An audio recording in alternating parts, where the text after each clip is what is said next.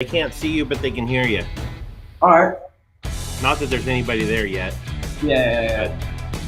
There will be. And Renny will be here soon. Okay.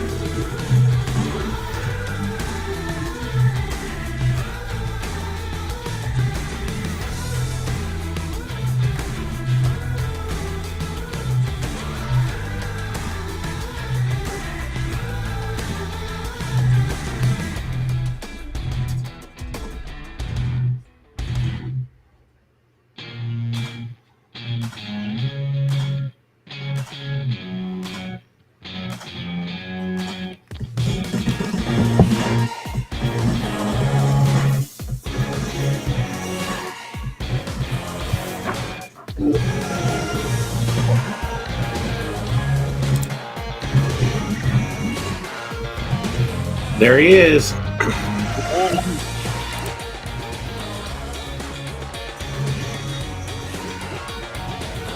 All set. You're wearing your new favorite hat. I love your hat. Some big Roger. Really comfortable. Big fat hat.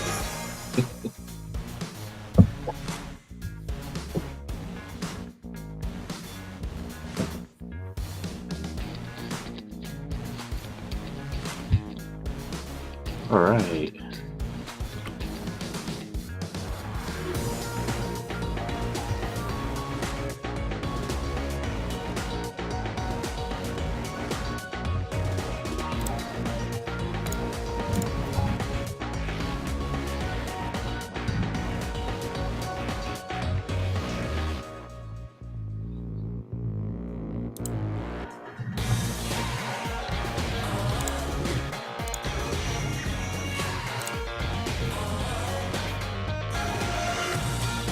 I just scared a picture of if you want to bring it up weekend. Okay. You'll see your nose will be probably blurry. I got it ready.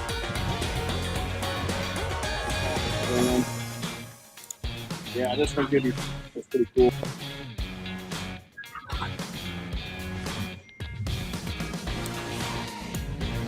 You know, that one actually comes through for some reason, really low res. Yeah, I don't know why. If we can't pull it up, that's cool. Yeah, we'll probably just stick with the other one.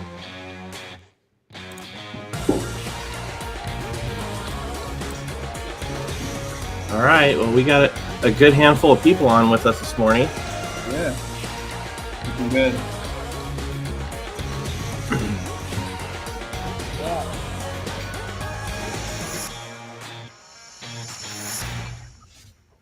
Good morning. Renny Doyle Podcast. Chris, what's going on? Yeah, we're back. We haven't let's see, I'm gonna get everybody positioned good here. Yeah. We haven't been on for about 2 weeks lately. We missed last week. Yeah, we had. It was Saw like, that. wow. We had kind of a crazy week, though. You know? We were a little busy. We're still a little busy. Yeah, a lot busy. So good morning, Arthur. How are you? Good, sir. How about yourself? You know, pretty dang good. So we're going to stick with us for a second. We're going to talk about some business, Yes, and then sir. we're going to introduce you, and then we're going to get into it. So I'm really excited about this one because, you know, meeting you, we're down at Mark Elliott's, was pretty impressive. You know, Yeah. walked away going, wow, you know, it's pretty cool. It's pretty cool. So we'll get into that here in a Thank you. second. But Mhm. so, Chris, we've had, you know, busy couple weeks. We've got a busy, like 3 weeks ahead of us, right, Chris? I mean, the next 3 weeks are going to be nuts. I mean, I kind of look at it more like the next 3 months, but yeah. It's the next 3 weeks are busy. You're doing some fun stuff. You're doing some military stuff. We've got more trainings coming up. You're going to wax stock. I'm going to Boise for a little bit. Oh, wow. Taking the family trip up to Idaho? Yeah. Cool. You guys driving up then? No, we're all flying. Oh, good for you. I'm taking my kids on an airplane for the first time. Oh, wow. For real? They're going to be nervous like Dad is? Maybe, but they agreed to do it. You know, I went to them first and I said, all right, I'm about to buy these tickets. You're either going to, you know, you got to tell me now if you're not going to get on the airplane. So, Yeah. you got to screw with your son a little bit. What you do is you look at him, you go, okay, son, everything's good to go. We're going to do a countdown, you know, 01, 02, 03. If we get to 07, we're in trouble. If we're off the ground, watch those white knuckles grab a hold of that seat a little bit. So I think he'll do all right. Yeah. So last week we were a little worried. Diane smashed her hand. Turned out it was just soft tissue injury, but you know, it was one of those things. She's in a brace now. And then we actually Diane and I had our first extended drill together ever. We've never been in the same unit. We are right now. And it's kind of a first. We're kind of coming in with the Cal Guard with the mounted unit, and it's not a new unit, but it's newly expanded. And so I always talk about, it's kind of ironic that Aaron's on. I talk about people, whether I don't care what age you are, of trying new things. And so I hadn't ridden a horse in 28 years. That's me on the right. That's not my horse. That was an LA good friend of mine. That's one of his horses. He just retired out from LA County Sheriff's, and that's one of his duty horses. So he's got two, but we decided not to bring ours up because Diane had a little injury, and I didn't want to take a chance on injuring her. But that was on Saturday. It was hotter than hell, especially with all the equipment on. But we really proved ourselves to the military department of the usefulness. It was pretty cool to be, you know, we do a lot of searching and a lot of we look for shit, you know, and to look for shit on the ground versus looking for stuff on a horse. Holy crap. I should have got on the horse thing a long time ago. They do a lot of the work, but I'll tell you, after 2 hours in the saddle on various terrain, my booty felt a little interesting. You know? It wasn't my saddle. It wasn't my horse, but this horse, Trike was his name. Man, you just pointed. This guy knew he'd been in law enforcement for most of his career. And my buddy Pedro, holy crap, this horse just knew what he was doing, and it was awesome. It was awesome. So can you see the clues and the evidence you're looking for a little better from on top of the horse? Is that put it this way? The ground crews picked up about 45% of the evidence, and the horse crews picked up about 80%. That's insane. Huh. Yeah. And so, the vantage point, I've worked with the horses a lot, but to be, a full-time rider now and see it from that perspective is even tracking. We're doing some tracking with the horses, and it's just amazing, to be able to take and see what, especially at night, how clearly, if you know what you're doing. And so we're really going to start. I'm going to start. Matter of fact, I'm going to take my horse out this afternoon. I'm just going to start tracking people. I'm going to send what we call rabbits out, and Rip and I are just going to track. And pretty amazing the value of it and what it was, and It was pretty cool. So good weekend. Last night we did something really cool. If you guys don't know what DISC is, that we're putting the leadership of the Detail Mafia, the board, the advisory board, and Chris and I through DISC. It's like an assessment. Yeah, and DISC assessment on each person. And then Jody, our buddy from Road FS, he's the trainer for that. Amazing guy. And Jody went through and he's teaching us how to interact and get the most power out of each other based off of our personalities. And I want to tell you, I mean, it's not 100%, but it's 80% accurate to. I mean, in general, if you generalize a DISC assessment, it nails you pretty good. I was going to say, I think it's more than 80%.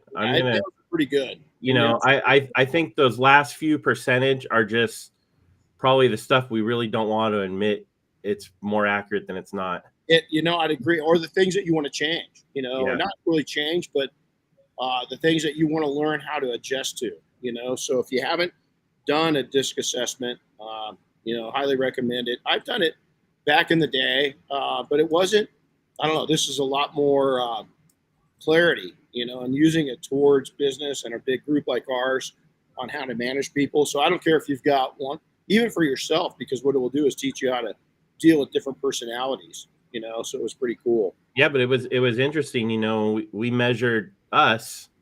We're kind of like opposite ends of the spectrum. Dead opposite, you and I. Yeah, dead opposite. But again, I think that brings balance. We just got to learn to,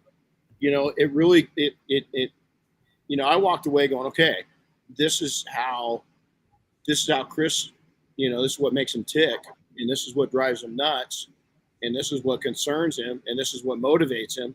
And so if you're really if you want to get, yourself, or you should, there's no surprises in that about me, for myself. I'm not concerned about myself. I was concerned about learning how to work with the other people and looking at their assessment so I can take and engage with them at a more meaningful level. So it was great hearing about myself. Not that I don't care, I do, but I want to learn how to take and get to make every effort that we make with other people, which is, Aaron, our guest today, is young. Everything that you do is relationship based in business, in life. And so if you can learn how to take and work with those other personality types, that's what counts. Pretty cool. Hey, Chris, do you want to do the introduction of this young man real quick? I sure will. So today's guest, you're staring right at him, but here, hold on. I'm a little behind. I have a few notes and I don't have them up. But anyway, today's guest is Arthur Mahn, and I pronounced that right, didn't I, Arthur? It's Arthur Mahn. Mahn. Oh, there we go. See, I pronounced it wrong. That's all my teachers call me, Mr. Mann. Well, okay. I'm sure I'm sure I'm not the only one, huh? So here's what's cool about Arthur. We met him a couple months ago. He was 14. He's aged a lot since then. He's now 15 years old. He had a birthday recently, but it's pretty cool. Arthur is an entrepreneur and a detailer, like most of us. So, we met him. We just know a little bit about him. We're going to learn more, but his passions are running a business and detailing boats. He actually specializes a little bit more in boats than cars, I think, right? Yes, sir. And, he learned his skills working alongside his dad, Phillip, who is a boat builder.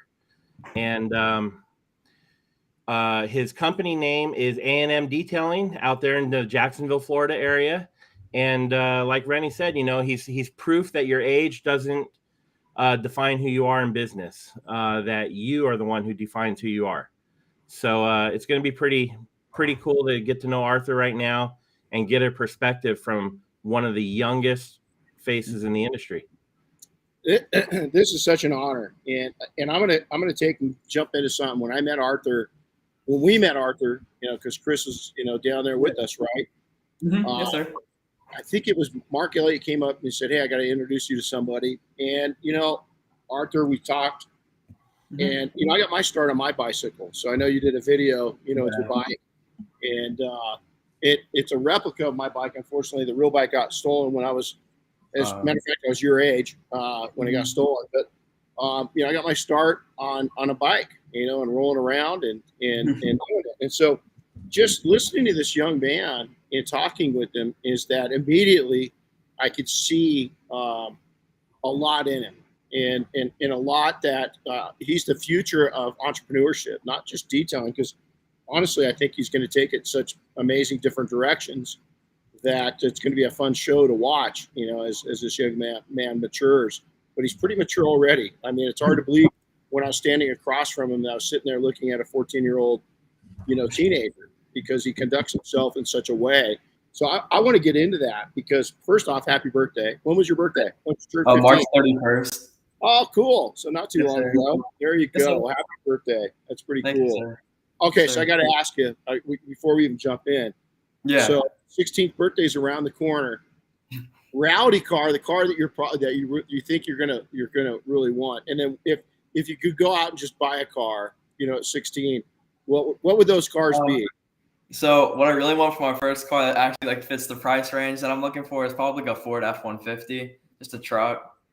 And then I guess you could say for a dream car, if I had all the money in the world, probably a Ferrari F40. Oh, yeah. Okay. Oh, yeah, you would need all the money in the You world would. for that one. Yeah, you No, would. but still, That's cool. So not a new Ferrari, an F40. I love the F40s. Tells you a little bit about something about this young man right there. Okay, now the next one, and I think I know the answer to this. Why an F-150? Because boats, honestly, and trailering and stuff like that for my dad's boats, stuff like that. I dig it. I knew it was going to be related back to that. That's pretty cool. You keep with that. So, hey, I want to share real quick before we get into the questions. This 3-man has 3 standards. Three standards that right away stood out, and I think you're going to be able to see it already. If you don't, you will by the end of this conversation. He's very respectful. And a lot of people say, "Oh, this generation." No, I don't dig that, man. I meet so many wonderful young people, but he takes it to another level. Okay, he's a 5%er, if that, maybe a 1%er. He's buildable. What's buildable mean? It means he's trainable, and you're able to mentor him, and he accepts it, and he talks, and he listens, and I think he listens. And I'd love to talk to your parents about this. But I think he listens more than he speaks. Yeah. Is that you can see him, and when he addresses you, yes sir, no sir, things like that. It's not necessary. That's in his DNA, of how he's conducting himself, and probably some good beatings from your dad and mom. Yeah, my parents would be happy hearing about that. They're both watching right now. So. Right. And so beatings. He hit me. The second I met him, I was just blown away at how this young 14-year-old is conducting himself like a 40-year-old, but yet he's still young. Look at he's got charm. The only thing we have to instill in this young man, and it's your parents, it's your family, it's your friends, but it's also your industry, and it's also entrepreneurs, is we just got to lay down some wisdom for you, and then it's your job to follow that wisdom. And immediately upon meeting you within the hour, I could see you absorbing wisdom from people that were around us. And I was just like, oh man, this kid's so cool. And he's just got his pace.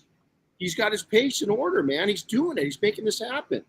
And so why is this kid? Some people are going to ask, why is this 15-year-old kid on here? Is because he's the future of entrepreneurship. He's the now. We've got to have youth to keep us fresh, man.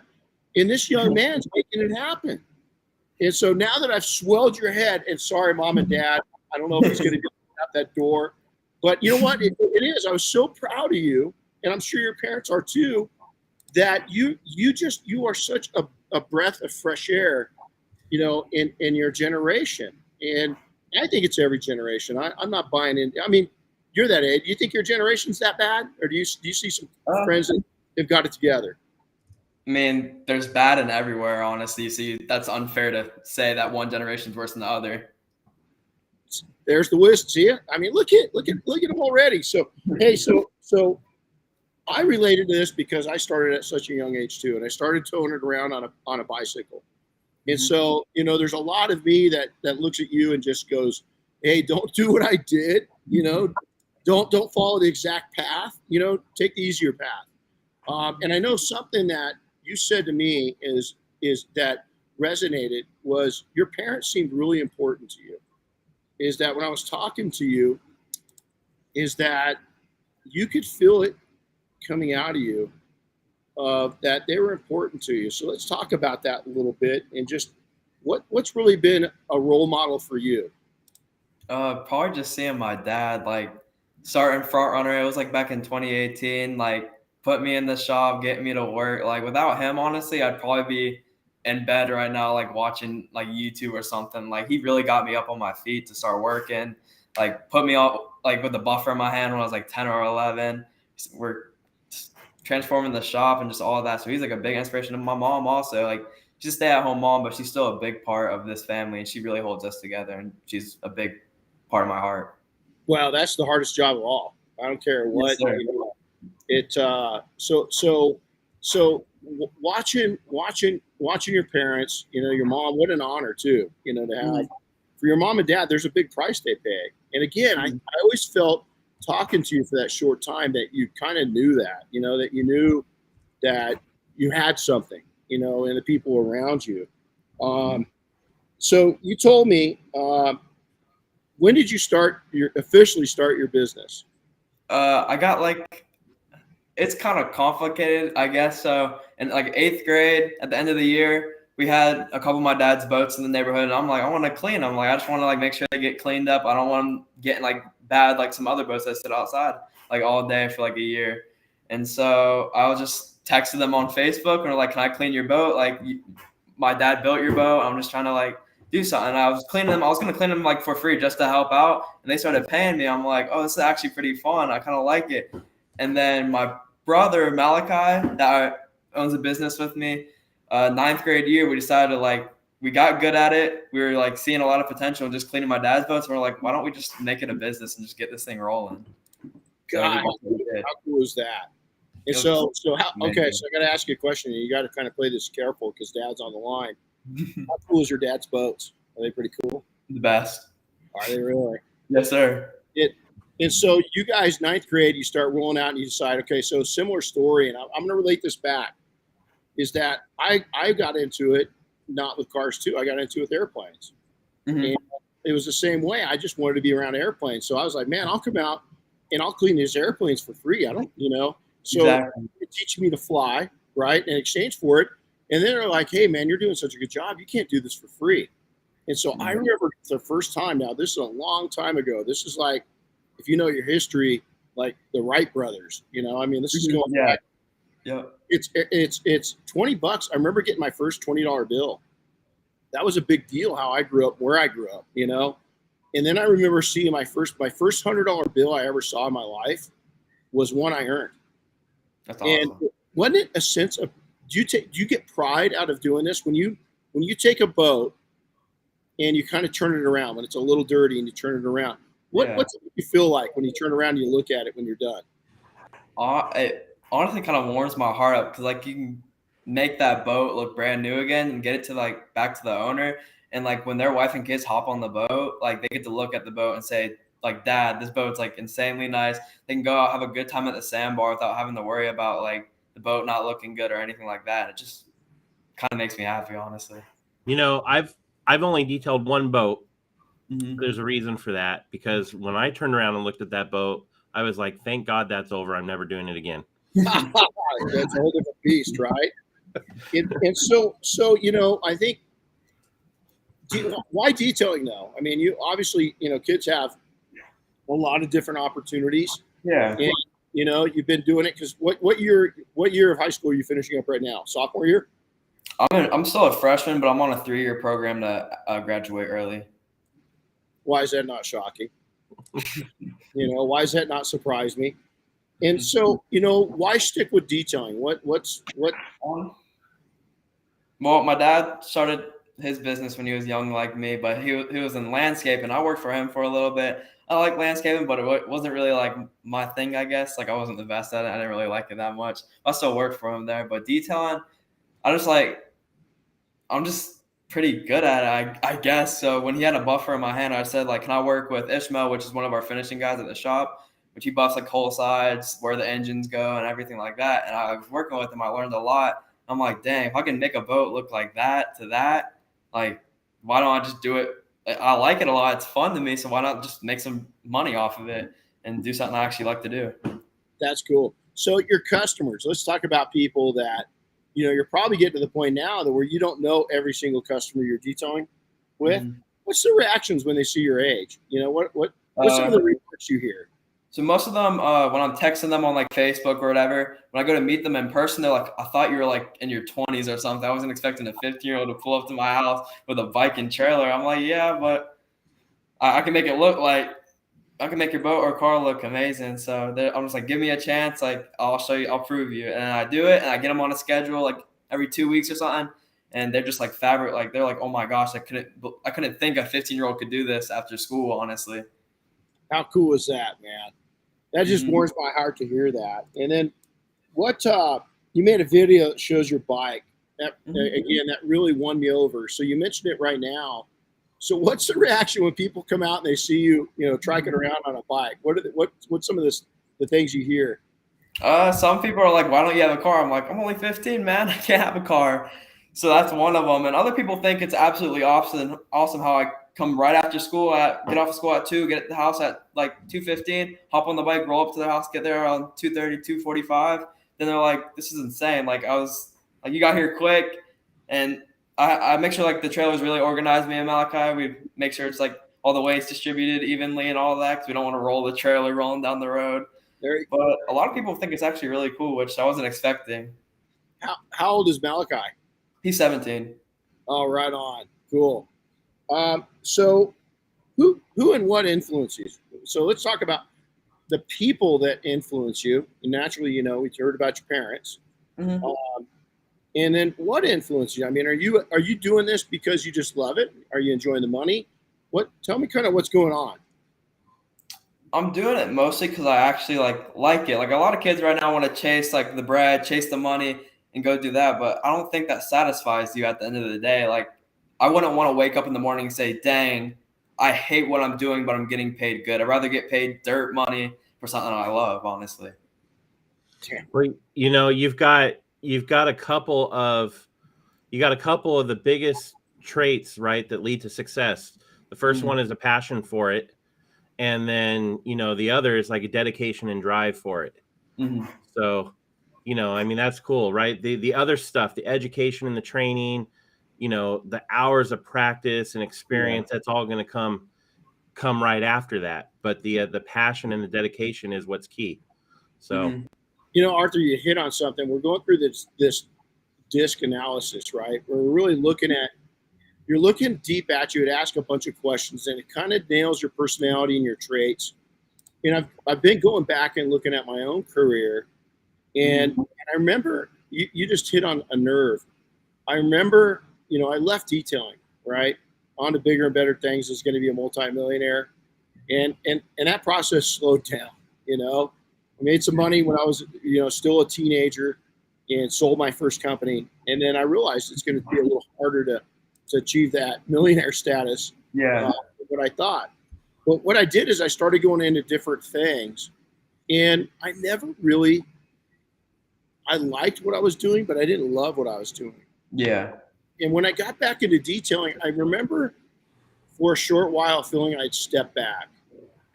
My friends, my family were kind of judging me that, I wasn't making the money. I was back blue collar. I was back working with my hands. I was really, we were suffering. I mean, it was not easy, taking that step back. But you said something that you'd rather, work for dirt than get up and do something that you just don't like. And and at times detailing, even though I loved it, there were times it was so challenging I was ready to quit. I've had that about 4 or 5 times. Right. It gets really stressful. It does. And then I just kept remembering, hey man, remember how badly I wanted to make this work when I started it, because I didn't like not being around cars. You know, I love being around cars. I love being around airplanes. In your case, you love being around boats, right?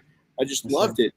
And so I just kept building it. And slowly but surely that empire started to form. It started with a foundation. And those foundation times, you know, that first 3-4 years was when I was really contemplating, man, is this going to work? You know, 'cause everybody around me was questioning me. Really, what went on is I started listening to the people, not me. As others were questioning me, which got into my ear, into my mind, and into my heart. And I wish I just would have shut that noise down, you know? And because at your age, this might just be one corner brick in a foundation that's a multi-level empire that you're building at this age.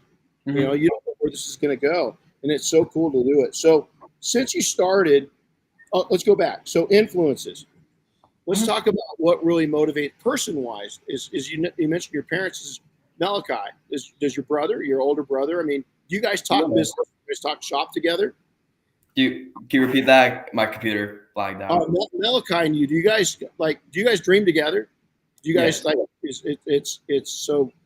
Are you guys like-minded in the fact that, you know, you want these businesses, you want to build stuff? So tell me what when it comes to business, what influences you?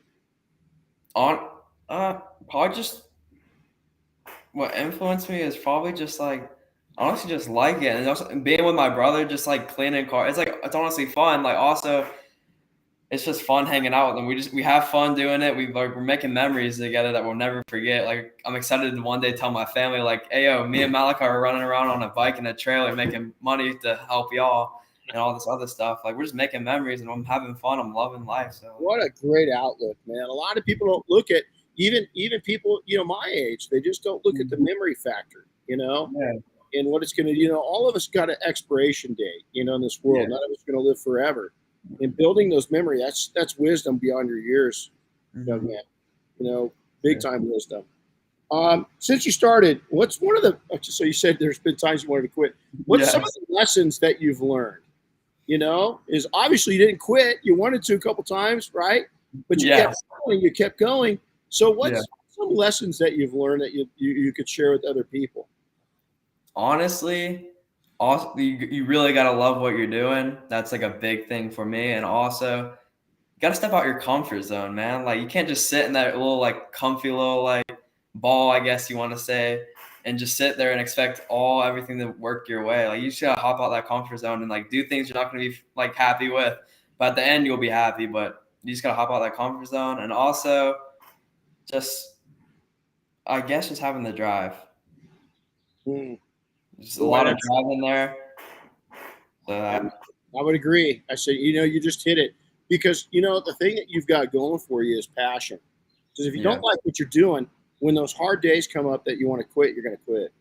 Yeah. You know, if you don't really love what you're doing, you know, and I love it goes back to your first answer. If you're going to get your dream car, the two answers: one, get your boat and stuff, it helps you detail, and the other one's an F40, which usually shows that you know your cars.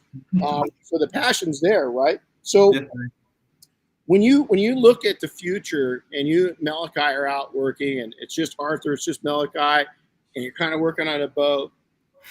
When you guys start talking about your dreams, what are some of those dreams? What do you guys kind of foresee in the future for you guys? My dream is just to have honestly, just have a strong family. Like make sure like my kids never have to go through any hard times or anything like that, and just build like a strong family, and just like make sure like all my family never have to worry about money or anything like that ever again, and things like that. And also like another thing about the last question, another big thing is just like you got to put like your 100 into everything. Like if you're not putting your 100% in everything, like you can't expect to make it. Like I'd rather have one car a week and make it 100% than have 20 cars a week and make them all 25%. I love that. I absolutely love that. I agree. I agree with that. I love your answer about the family. You know, I know that this isn't the case for everybody. Renny's an example of not having, not having everything when he was younger and going through hardships. I was lucky enough to where my family, was able to provide pretty much everything I needed when I was younger. And I do take a lot of comfort in the fact that I'm doing the same for my kids. It makes me feel good. And that's a big part of why I do everything I do. Yeah.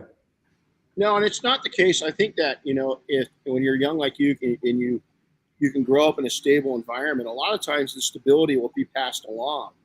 And it was one of the, being forthcoming it was one of the biggest struggles I had because of having such a, there was a couple big splashes in my, well, even before I was born, right? Before I was born, there was a big splash. And that ripple effect, the ripples coming from that splash, the splash was long gone, but the ripples kept going, Yeah. And then splash 2 and then splash 3, so they kept having ripples. And that, I'll tell you, it took well into, probably those ripples will never stop in my entire life, unfortunately. You can control the ripples or the effect of them. It's just like, you're out with your dad, is that he's piloting the boat. There's rough water. He knows where to go on that rough water and not to go. And so, I love your answers that you're going to look for smooth waters and try to keep it like that. That's brilliant. And again, wisdom beyond, so I'm sure I don't have to say this. I'm sure your parents are really proud of you, both of you. Now, do you have other brothers and sisters other than Malachi? I have 2 sisters. One's younger, one's older than me. Yeah, they're an interesting breed, right? Sisters. Yeah. Talking with you, I got 3 daughters and 1 son. Watching. Our poor son doesn't know what hit him. And so lastly, and this could be the last question, and we're going to talk about our takeaways. What's your friends say about your business? Do your friends make comments about what you do and taking off after, they're out screwing around and playing video games, right? And I'm sure you're still a kid. You do kid stuff, teen stuff. But what's your friends, reactions? Some of them are have a family business as well. Like one of them has their family owns a rental company and he cleans the rentals, they're slingshots or something. And so when he finds a nice product, he's like, Arthur, you got to try this. Arthur, I got a new pressure washer. You got to check this one out. He helps me a lot, and he's a great friend. I'm really thankful that God's put him in my life. And some people, honestly, at school made fun of me. They were like, Arthur, and some teachers, honestly, said, Arthur, without this exam, without these test scores, you'll be nobody in life. You're not going to make it. You'll be under a bridge and stuff like that. And some kids were telling me that you're stupid. Why don't you just stick with your dad and just stay at home? Your parents have enough money where you can stay at home and they can support you, just stuff like that. Well, I'm going to tell you, you tell those teachers that you got a plan and a vision. Mm-hmm. I had a teacher tell me I was a special ed kid. So I had some learning disabilities. I had ADD and they didn't know what it was. Yeah. And I actually had a counselor tell my grandma when I was in 5th grade that I was partially, and you can't use this term, but I'll use it because it was aimed towards me, that I was partially retarded. Yeah. And to some degree, she's probably right, because I think that's carried on in my long life. But I went back when I wrote my book and handed her a book. She was still a counselor. Wow. And I said, remember that kid you told that would never amount to anything? I'd be lucky to even be in a factory job and be able to have the mentality. Well, I've written a book, and I'm worth a couple $1,000,000. So, enjoy your day. Yeah. So, I think you already know this, but keep surrounding yourself like people like your friend. And just distance yourselves from the other ones. The more like-minded people you can surround yourself with, the better. Yeah. It's funny because I'm making notes and off of what Chris just said, birds of a feather, we've heard that, right? Mm-hmm. Is that you become who you surround yourself with. And I didn't drop my friends, from my youth. I just couldn't drink from the same water bottle they were drinking from, is that we had 2 different outlooks, and I still care about them, still have my entire life. I grew up in a tough area, and they said that one of my friends that I lost, it's called Colton. We're a very proud, hardworking, but tough community, and he told me I lost my Colton. And I said, no, I just got out of it. There's a difference. And so, I want to go back on a couple things. Is passion. Is you nailed that, and I think you said it. And anybody that's listening to this, I want you to take. I don't care if you're 20, 30, 40, 50, 60, or 70, or 80, 90. I don't care. Is I want to take and have you go back on what this young man, he's tainted. Okay, he life has been what it has been, but he's seen things very raw. And I want you all to take a look at this passion. You've got to give your 100. Absolutely, that's the takeaway for me. Family, okay. God, you mentioned that. Your friends, who you're surrounding yourself with, is that I think this is probably one of the most important. This is podcast 130 for us. It's top 5 for importance, because you have a young person nailing the center of the universe for our life and our businesses. No more, no less. And I'm a little emotional because I had your heart when I was your age. Do not let that heart get soured. Sorry. Because I did. I let my heart get a little sour, and it's been a hard comeback. Is do not let anybody get into your ear. Stay this wholesome, hardworking, keep God, family, and those good friends at the center of everything. Any going away thoughts? A message that you'd like to give to people? I'd like to take and hear. So many times, do you ever feel that the young people kind of get beat up on a little bit these days?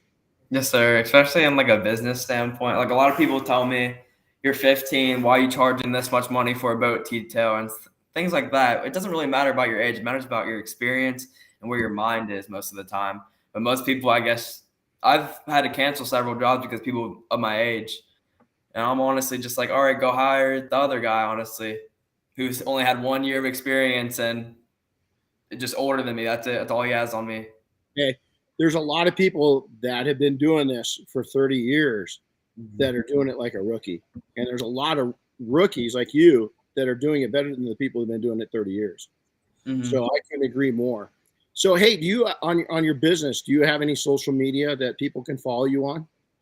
I have Facebook and Instagram. I don't want you to give out your personal stuff because you're a minor, but if you've got a business side of it, I'd love to have you share that. Go ahead and share. How do people follow you? On Instagram, which is tagged down below, at the A&M Detailing 904. Then Facebook, just search up A&M Detailing. It should be our logo, which says A&M Detailing and a boat behind it. It looks like my dad's logo. And then YouTube also, A&M Detailing. So that's what I really focus to right now. Nothing really else, but Facebook brings in the most business, and YouTube I usually like film videos of like boat detailings and stuff and send it to people. So when they ask, what do I get in this boat detail, I'll just send that to them so I don't have to write an essay to them about what I'm gonna do. Right on. So what's the future? You're gonna go to college? Yes, sir. Are you? Right on. What are you gonna major in? Mechanical engineering. Oh, heck yeah. Yes, sir. Do you have a school in mind already? University of Florida. There you go. And what's your end goal at that? So mechanical engineering. So what do you hope to do when you come out of college? Build boats for my dad. There you go. There you go. Good answer, man. Good answer. What kind of tell us a little bit about the kind of boats he builds? Let's talk about your company a little bit too. So we have a 26, 33, 36, 37 catamaran, 39, 47. Then our Volano side, it's a 65 and I believe a 72. Holy crud. But the center consoles, they're center console and the big boats are like sport fishes, like the big, crazy looking kind of yacht sport fishing looking boats. That's pretty cool. How can people find your dad's company on social media? Instagram at Front Runner Boats, Facebook Front Runner Boats, YouTube Front Runner Boats. I love that name, by the way. Yes, sir. Yeah. Well, hey, listen. There it is. It's been a pleasure. I can't wait to see you next year down in Florida. Yes, sir. And you know what? I'm going to give credit to you. So I think you've had good parenting. I think you got a great mind. Thank you, sir. You've got a bright future. And you know what? Mom and dad did a great job, but you know what? You're doing a good job on your own of being so respectful. You keep that up. And, you know, it's stay in contact with us. Yes, sir. You know, it's everybody that's listening again. I hope this podcast is taken and allowed you to get some passion of your own, some youthful passion.